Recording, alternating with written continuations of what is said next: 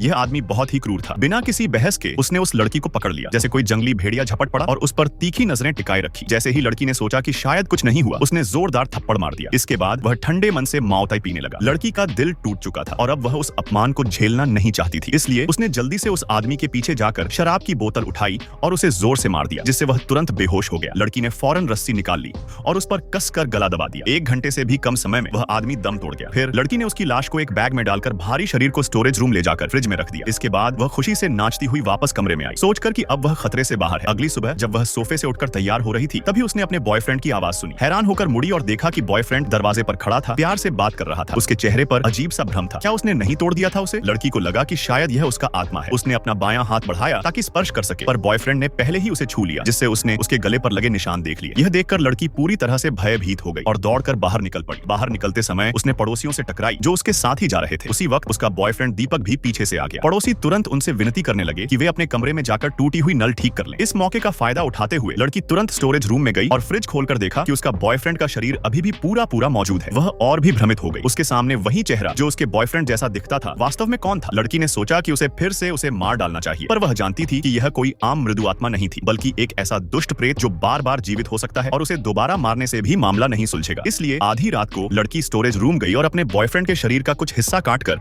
उसे स्वादिष्ट meet patty में बदल दिया, ताकि जब वह पुनर्जीवित हो तो शायद वह अब साफ तरीके से व्यवहार